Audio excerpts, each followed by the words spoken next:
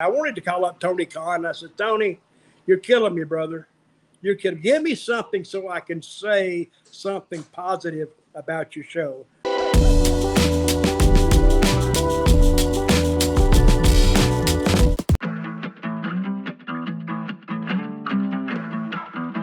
Let's talk about what's been a crazy week from All Elite Wrestling. We talked about the aforementioned Andrade when we talked about Zelina Vega. So let's talk about everything that went down with him and Sammy Guevara last week. Starting at the beginning of the week, he had an interview with Mas Lucha where he was asked about the CM Punk versus the Elite backstage brawl at All Out, and he said that he had no, bad things to say or issues with the Elite or CM Punk. He said he has nothing but good things to say about those guys, but one guy he did have an issue with was Sammy Guevara. They had a match earlier this year, and apparently Sammy had said that Andrade hits too hard, and Andrade said, it's wrestling. If I hit you hard, just hit me hard back. That's how it works. He asked him if he had any problem, and Sammy told him no. Sammy took issue with that and went to Twitter and called Andrade a favor hire, and he told him to be grateful.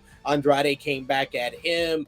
Sammy took it personal, taking it to saying that Andrade only got his job because of his father-in-law, Ric Flair, and that he can go back to WWE if he wants to go to WWE because he can't get over there like he couldn't get over here, so he couldn't get over twice, so he can go to WWE and not get over a third time. And then Andrade said he'll see him on Wednesday, and apparently all the news that came out from Wrestling Observer as well as Fightful was that Andrade basically and Sammy were told by AEW not to fight before Wednesday. They told the company that they wouldn't do anything like that they would be professional, but instead Andrade went to the hallway and waited for Sammy. He approached Sammy, turned him, put his hands on Sammy first. Sammy shoved him, and then Andrade threw a couple of punches at him. And Andrade was sent home while Sammy was able to be on AEW Dynamite, and not only be on AEW Dynamite's 3rd year anniversary, he won the main event. So what do you think about that crazy week with Andrade and Sammy? Hey, if I was Nick Khan, if I was Tony Khan, I'd have sent both of them home. I don't care whose fault it was, because they were told not to do it. And hit me, but I heard that Sammy threw the first punch is what I heard. No. But regardless of who threw it, they were talked to. We won't do nothing. We won't do nothing. And the scuttlebutt I keep hearing is that Andrade wants to get fired. You've heard that too? Wrestling Observer, Dave Meltzer on Wrestling Observer Radio reported that Andrade wants to get out of his contract, and he basically started the fight as an attempt to get out of it, even though AEW had told him he couldn't. And that's why I kind of said no when you said Sammy threw the first punch. That's been kind of rebunked repeatedly by multiple sources. Everybody says Andrade started the fight. There are some people that feel Sammy, since he was involved like you, he should have been sent home as well. But the main reason why he wasn't is because Sammy never threw a punch. Well, when you start reading about, and they have been saying for a long time that AEW has trouble backstage, and even some of them come out, no, and I can see that trying to cover it up, but they do have trouble backstage. Now, what's that telling you about their discipline? They don't have any at all. No discipline whatsoever. Now, they got rid of, what's his name, who slapped Sammy before? What was his name? They didn't get rid of Eddie Kingston. They suspended him. No, Eddie, that's what I'm saying. They suspended him, but at least he got some punishment out of it. But did they suspend him without pay or with pay? Surely they suspended him without pay, because if you slap somebody, they're going to send you home and pay you too. Well, hey, that's a good gig. Slap somebody every week, so you get sent home. Hey, I'm off this week because I slapped a guy. What a great strategy. But I don't know. It goes back to Tony's, I think, trying to be friends with some of these guys, and it never works out because the inmates end up running the asylum, and he's got to deal with all the aftermath. Like CM Punk doing that Scrum interview And Tony's sitting right beside him, and he would say something detrimental, this, that, you couldn't run a Walmart or something, or Circle K or whatever. And Tony agreeing with him. That's not a good look for the company. It's not a good look for Tony. It's not a good look for CM Punk. But so I think he needs to crack down and quit trying to be friends with these guys, if that's what he's trying to do. I don't know what he's trying to do. But judging from that second show I saw the other night, it didn't even make sense to me. It just had a bunch of matches. Nothing really tied together. And they had that last match, and what was the guy's name? Pac? Yeah. You got to tell me the names of these guys. I think many. He was in the last match in a trios match. Then on Rampage, yeah. And they tried to make you think, I guess, unless I'm wrong, that it followed the trios match. It did. It did. It was live. Huh? It was live. That was live? Yeah. Which was live? AEW, Rampage and Battle of the Belts. So he went back to back. Yes. Well, it didn't look like it to me. It looked like a whole different tape. That's what it looked like. It wasn't. It was back to back live. Live, let me ask you this.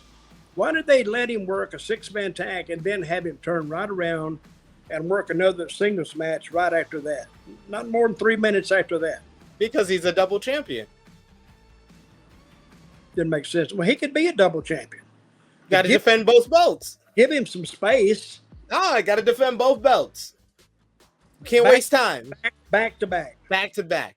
The part that I would nitpick about was him being forced to do a back to back and not being booked like a babyface. He was the heel. He cheated to win both matches.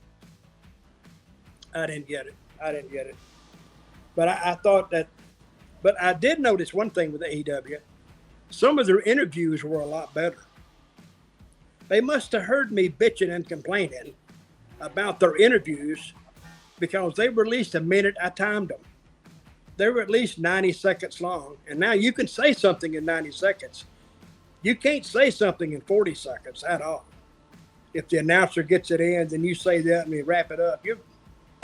But in 90 seconds, you can kind of get an interview in. So their interviews did get better. I will say that about it. But the match, I swear to God, I wanted to throw a chair through my TV screen after I watched 2 hours of SmackDown and then 2 hours of Rampage. And this is, I got a like a little ritual I follow. I don't start watching it to about 20 minutes to 9, because I tape it. Then I go back and I run through the commercials. So finally I get to like 9:30 quick. And then I got to maybe actually watch the matches and the interviews from there on out. And I can't do that with AEW because we got to do the show.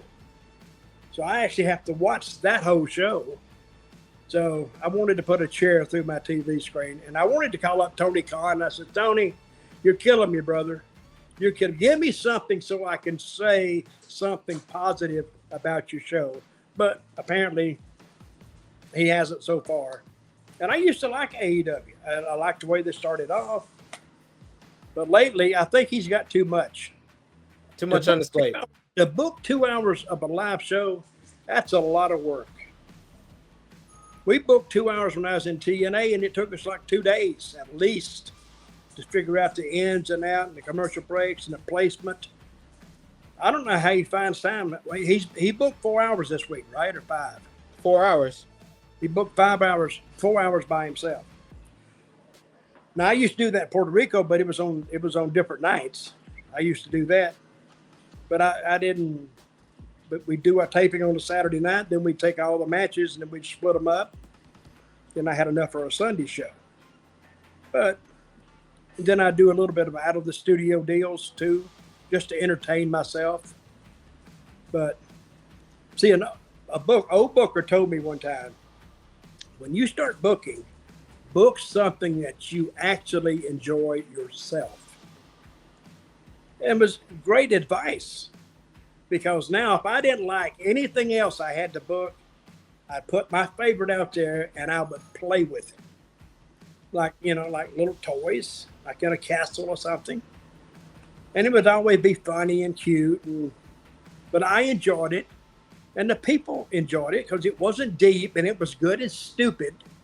So they liked it. Not a lot of heat to it, but just, I mean, kids could watch it. Anybody could watch it. But I did it for myself. And it actually saved my mental state a lot of times. Hey, puppy. I got my little dog. He won't leave me alone.